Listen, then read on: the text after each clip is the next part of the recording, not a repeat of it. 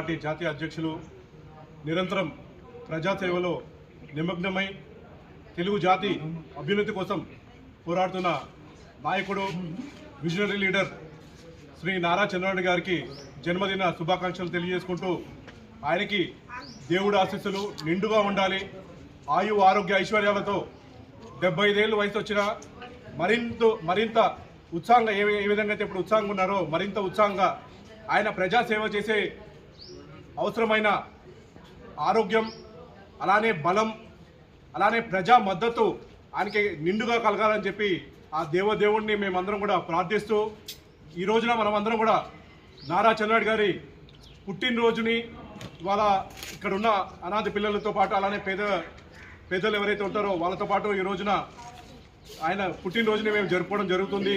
ఇక్కడ పిల్లలకి అన్నదాన కార్యక్రమం కానివ్వండి, అలానే మన వాళ్ళకి అవసరమైన కరికులంకి అవసరమైన బుక్స్ కానివ్వండి, అలానే పెన్స్ కానివ్వండి, అవన్నీ కూడా ఇచ్చి ఈ రోజున ఏదైతే నారా చంద్రబాబు గారు అంటే పిల్లల భవిష్యత్తుకి బంగారు బాట వేసే ఒక నాయకుడు, అలాంటి నాయకుడు ఈ పిల్లల భవిష్యత్తు కూడా అండగా నిలబడాలని చెప్పి మేమందరం కూడా ఈ రోజున అనాథ పిల్లలతో ఆయన పుట్టినరోజు జరుపుకోవడం జరుగుతుంది.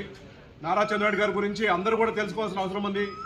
దాదాపు 40 ఏళ్ల పాటు ఆయన రాజకీయ జీవితంలో ఫ్యామిలీ కన్నా కూడా ప్రజలకే ఎక్కువగా ఇంపార్టెన్స్ ఇచ్చి తెలుగు జాతి అభ్యున్నతి కోసం మొట్టమొదటి నుంచి కూడా పాటుపడుతున్న వ్యక్తి.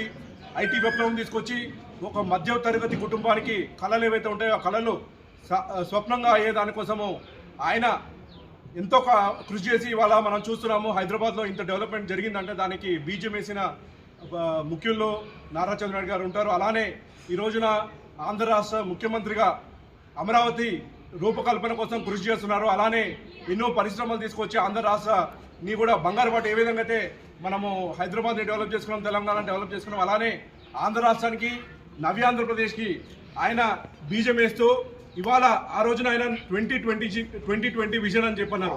ఆ విజన్ని మనము ఇవాళ మన కళ్ళతో చూస్తున్నాం. అలానే ఈ రోజున ఆంధ్రప్రదేశ్ కోసం ఆయన 2047 విజన్ని రూపొందించడం జరిగింది. ఖచ్చితంగా ఆంధ్ర రాష్ట్రంతో పాటు తెలంగాణతో పాటు భారతదేశంలో ఉన్న ప్రతి ఒక్క రాష్ట్రము 2047 కల్లా ఒక ముందు దేశంగా ఉండడానికి అవసరమైన ప్రణాళికని రూపొందించి ఖచ్చితంగా అందులో తెలుగువారి పాత్ర ప్రథమంగా ఉండే విధంగా నారా చంద్రబాబు గారు అడుగులు ఉన్నాయి.